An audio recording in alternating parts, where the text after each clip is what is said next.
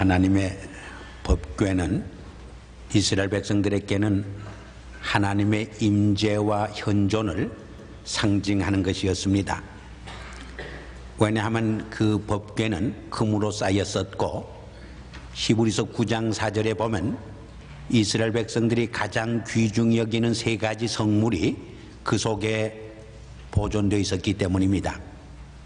하나는 만난을 담은 금 항아리였고, 다른 하나는 아론의 쌍난 지팡이였으며, 마지막 세 번째는 시내산에서 모세가 받았던 하나님의 율법을 기록한 2개의 돌비가 거기 보존되어 있었기 때문입니다. 그러므로 이 하나님의 법궤를 잘 모시고 산다고 하는 것은 하나님이 그들과 함께 하시고 하나님이 그들 편에 서 계시고 하나님의 영광과 축복 속에 사는 것을 상징하는 것이었습니다. 그러나 이 하나님의 법궤를 적에게 빼앗기거나 잃어버리거나 소홀히 하는 것은 하나님이 그들을 떠나간 것이고 하나님 편에서 멀어진 것이며 하나님의 영광이 사라진 것을 상징하는 것이었습니다.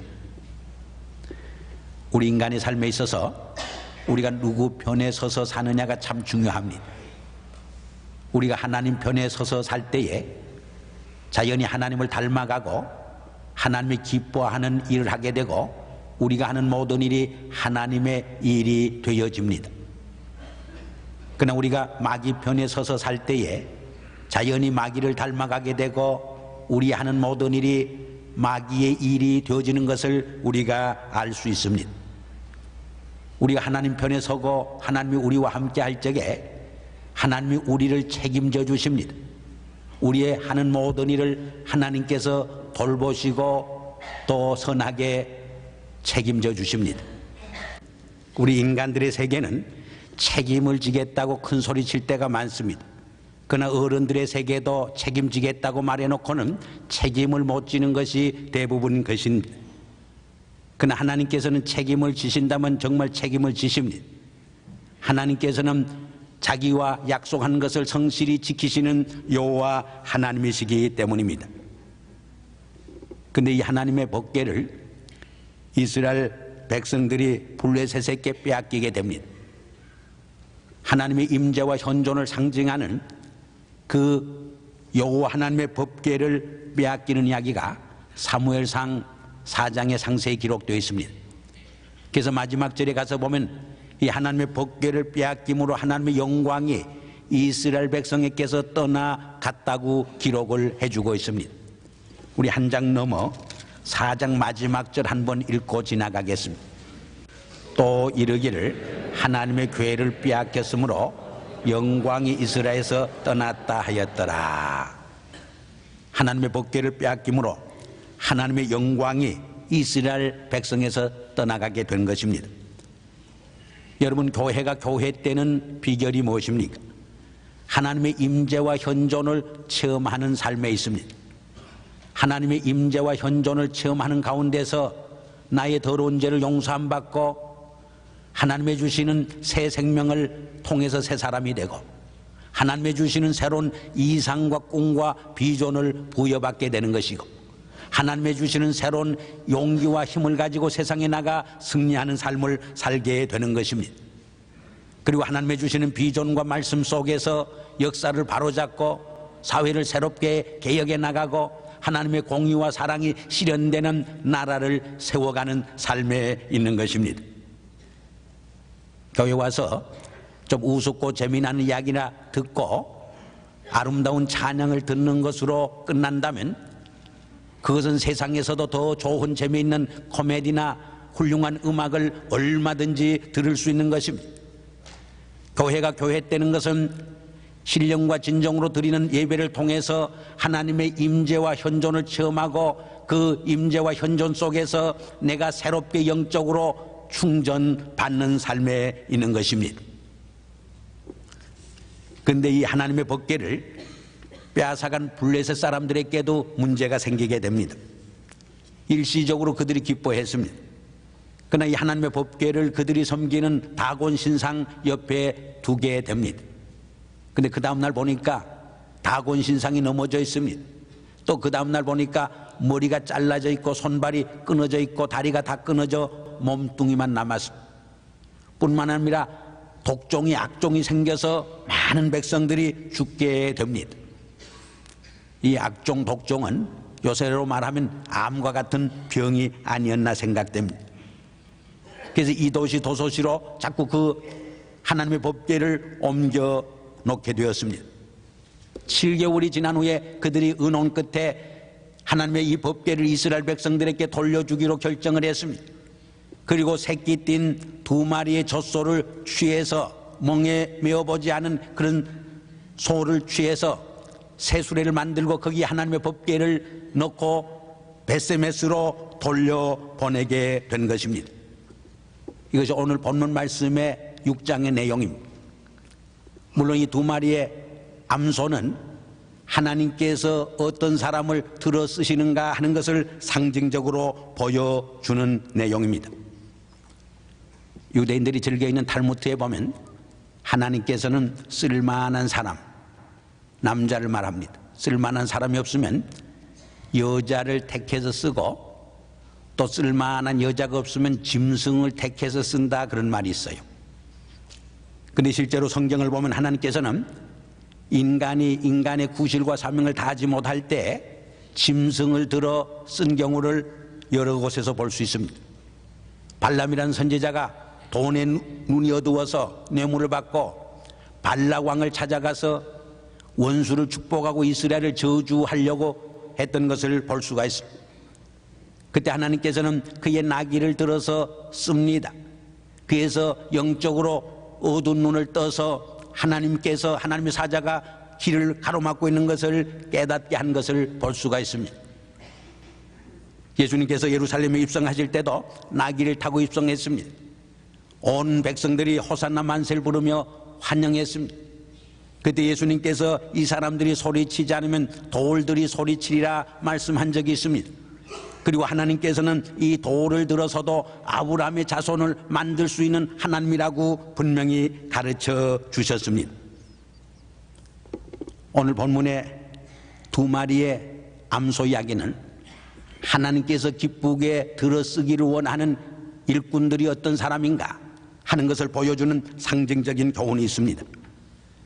여기 오늘 본문에 보면 하나님이 기뻐 들어쓰는 일꾼은 멍에 메어보지 않은 젖소라고 그랬습니다. 무엇을 말합니까? 이것은 때묻지 않고 순결한 인물을 말합니다. 디모데후서 2장에도 보면 하나님의 집에는 여러 종류의 그릇이 있다고 했습니다. 금그릇, 은그릇, 질그릇, 나무그릇. 그런데 하나님께 귀히 쓰임을 받는 그릇들은 어떤 그릇인가? 값비싼 그릇이 아닙니다. 깨끗한 그릇이 주인의 밥상에 오를 수 있고 귀히 쓰임을 받을 수 있는 것입니다. 사실 멍에 메어보지 못한 젖소가 경험이 없다고 하는 점에서 약점이 될 수도 있었습니다. 그러나 경험이 많다고 요령만 피우고 꾀만 파는 그런 사람보다 좀 경험은 부족하지만은 순진하게 정말 순결한 마음으로 충성하고 헌신하는 일꾼을 하나님은 기뻐하신다고 하는 말입니다. 지난번 토요일 날 이민신 목사님 오시고 당회 수련회 때 여러 가지 말씀 중에 차선은 최선의 적이다 하는 말을 기억을 합니다. 우린 최선을 못하지만 차선만 한 것으로 만족하려고 할 때가 있습니다. 그러다 보면 적당주의가 되기 쉽습니다. 하나님께서 원하는 것은 100%의 충성과 헌신입니다. 우리가 기도 생활을 해봐도 99%까지 했을 적에 응답이 없습니다. 그러나 100%의 기도가 이루어질 적에 응답이 있습니다. 기적이 일어납니다. 하나님께서 역사합니다. 성령이 역사하는 것을 우리는 체험할 수 있습니다. 영어에 single hearted란 말이 있습니다.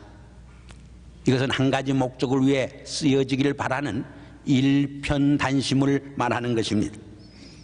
여기서 멍에를 메어보지 못한 젖소란 말은 영어로 바로 single hearted, 일편단심의 마음을 가지고 무슨 일에 임하는 사람을 말합니다. 또 영어로 simplicity란 말이 단순성이란 말입니다. 어른들의 세계는 복잡합니다. 그러나 어린아이들의 세계는 단순합니다. 그래서 예수님께서는 어린아이와 같지 않으면 천국에 들어갈 수 없다고 말했습니다. 어른들은 이중적일 때가 많습니다. 위선적일 때가 많습니다. 가면에 탈을 쓰고 행동하고 살아갈 때가 많습니다. 그래서 겉으로는 웃으며 인사하지만 속으로는 이놈 두고 보자 그렇게 말할 때가 있습니다. 그러나 어린아이의 세계는 그것이 없습니다. 순진합니다. 좋으면 좋다 나쁘면 나쁘다 순진하게 진실을 그대로 표현하는 것을 우리는 볼 수가 있습니다. 야고보 선생도 두 마음을 품은 자는 무엇을 구하여도 얻지 못할 것이라고 말했습니다.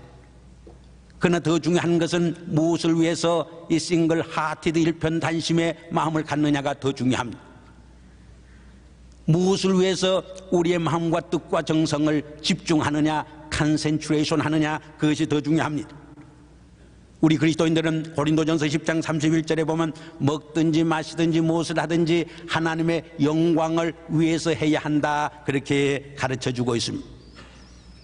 우리의 말하는 것도 우리 행동하는 것도 우리가 돈을 벌고 비즈니스를 하고 우리가 공부하고 정치를 하는 것도 궁극적으로는 하나님의 영광이 이 땅에 실현될 수 있도록 하기 위해서 하는 것이 크리스찬들의 삶의 가치관이요 궁극적인 삶의 관심이라고 하는 것을 우리에게 말해주는 것입니다. 우리 그리스도인들은 오직 주의 영광만 위해서 하나님께만 충성하는 바로 이 단순한 마음 싱글 하티드의 마음을 가지고 인생을 살아가는 것이 크리스찬의 삶의 모습이요 하나님께서는 바로 이런 사람을 찾고 계신다고 하는 뜻인 것입니다. 두 번째로 하나님은 함께 일할 줄 아는 사람을 원하십니다. 두 마리의 젖된 암소는 무엇을 말합니까? 둘이 나란히 보조를 맞추어서 함께 달려가는 함께 일하는 파트너십을 의미합니다.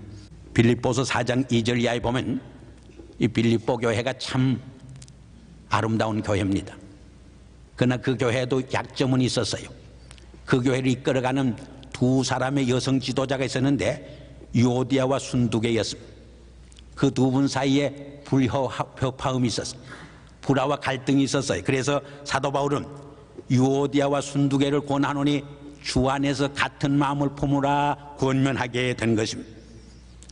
우리가 협력할 때 일을 쉽게 할 수 있습니다. 우리가 협력할 적에 어려운 일도 해낼 수 있습니다. 우리가 협력할 적에 하나님의 축복의 손길이 함께하고 하나님의 위대한 기적이 거기에 일어나는 것을 우리가 볼 수 있습니다.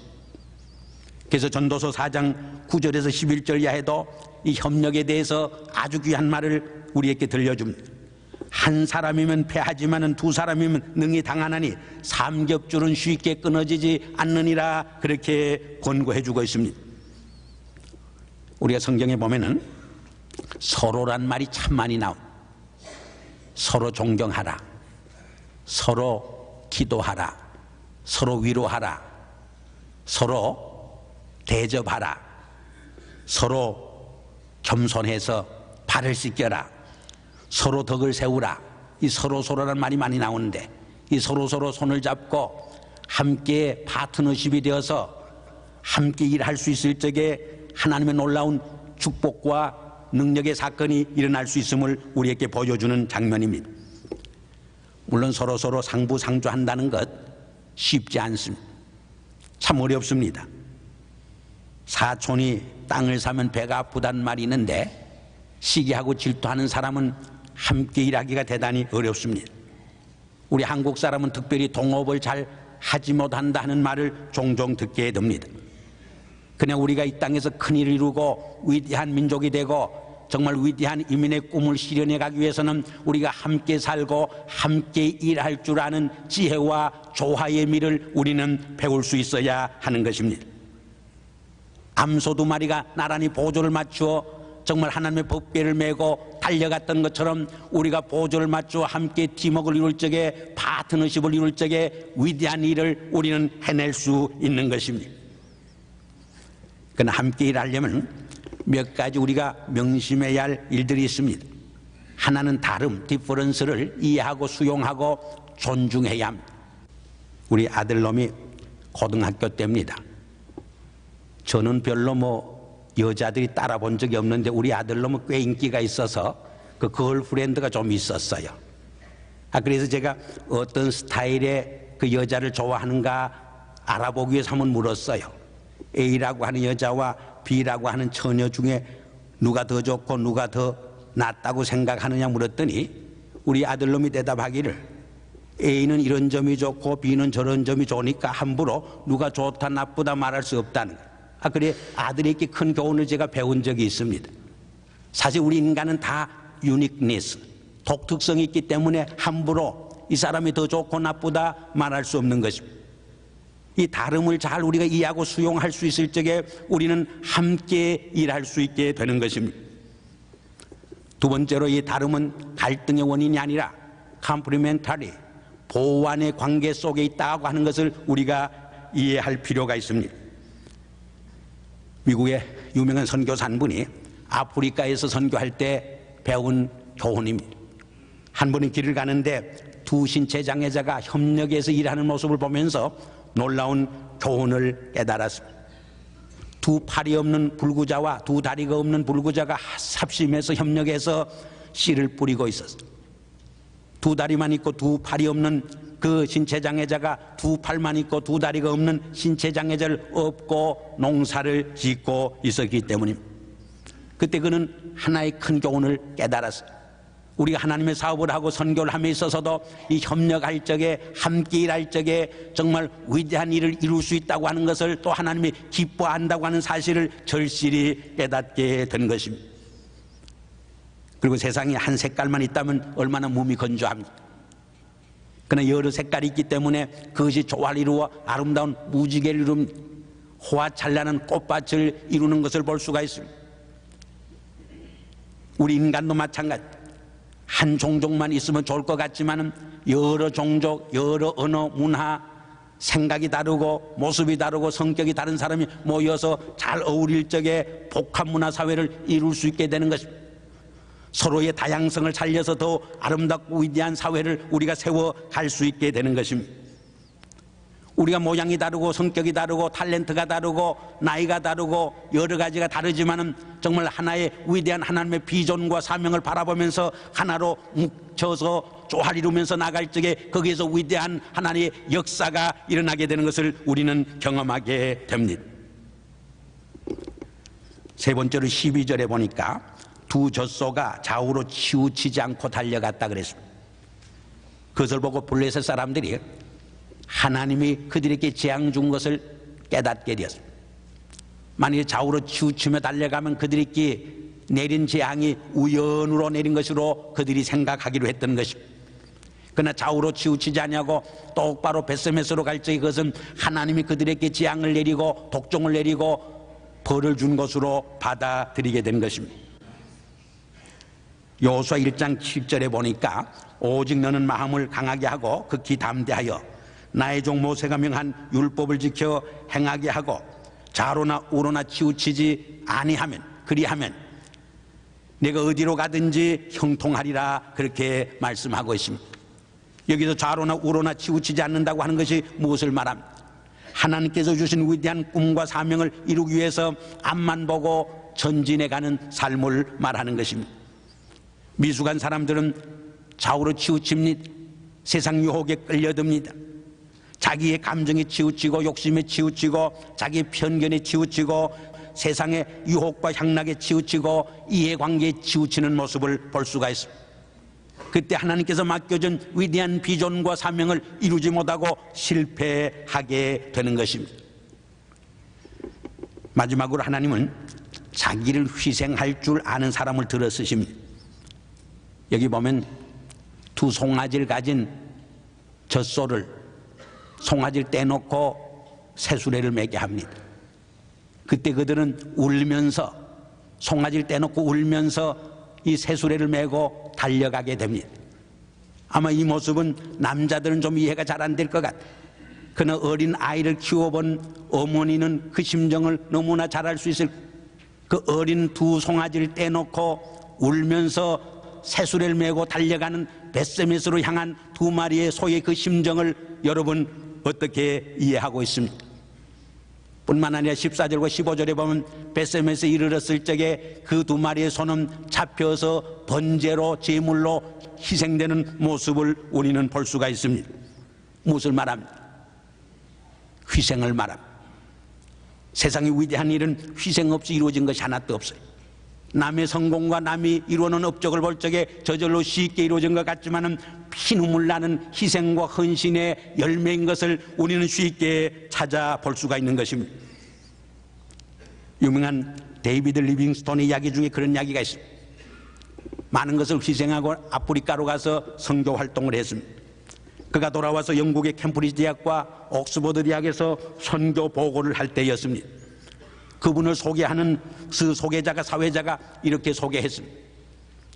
이분은 자기의 모든 것을 희생하고 아프리카에 가서 선교하다가 오신 분입니다. 리빙스톤이 단상에 나타나서 이렇게 응수했습니다. 모든 것을 희생했다고요? 아닙니다. 그것은 나에게 있어서 하나님이 주신 최상의 특권이었던 것입니다. 자기의 희생을 하나님께서 주시는 특권으로 받아들이고 헌신하고 충성하는 일꾼을 하나님은 들어쓰시길 원합니다. 또 그런 사람을 통해서 하나님의 위대한 새 역사와 새로운 일이 일어나는 것을 우리는 볼 수가 있습니다. 영어에 No cross, no crown이란 말이 있습니다. 십자가 없이 면류관도 없습니다. 십자가의 희생과 헌신을 통해서 부활의 영광과 면류관은 주어지는 것입니다. 또 no sweat, no success라는 말이 있습니다. 땀 없이 성공이 없다는 말. 우리의 역사를 살펴보면 개인의 삶이나 한 공동체의 삶이나 한 민족과 국가의 삶에 있어서 정말 십자가와 땀과 희생이 있을 적에 영광의 면류관과 승리의 삶이 보장되고 열매 맺게 된 것을 우리는 알 수 있습니다. 여러분, 누가 하나님을 가장 사랑합니다? 누가 교회를 가장 사랑합니다? 하나님께 자기의 생명과 같이 귀한 것을 바친 사람이 하나님을 가장 뜨겁게 사랑합니다. 교회를 위해서 자기 희생이 바쳐진 사람이 교회를 가장 뜨겁게 사랑합니다. 하늘의 보화를 쌓아둔 사람이 하늘을 사모하고 또 하늘을 늘 그리워하는 것입니다. 하나님께서는 이런 사람을 책임져 주십니다. 이런 사람을 버려두지 않습니다. 하나님께서는 이런 희생의 사람을 통해서 또한 하나님의 위대한 새 역사를 창출해 가시는 것입니다. 사랑하는 여러분, 금년 한 해는 정말 벳세메스로 향한 두 마리의 젖소처럼 하나님 앞에 우리의 순결을 드립시다. 정말 함께 파트너십을 통해서 하나님의 영광과 비전을 이루어 가시는 한 해가 되도록 하십시오. 좌우로나 우로나 치우치지 아니하고 하나님의 그 비전을 향해서 전진하는 한 해가 되기를 바랍니다. 여러분의 시간과 물질과 재물을 바쳐 하나님의 위대한 새 역사를 창출해내는 축복이 여러분과 같이 하기를 주 이름으로 축원합니다. 기도하겠습니다.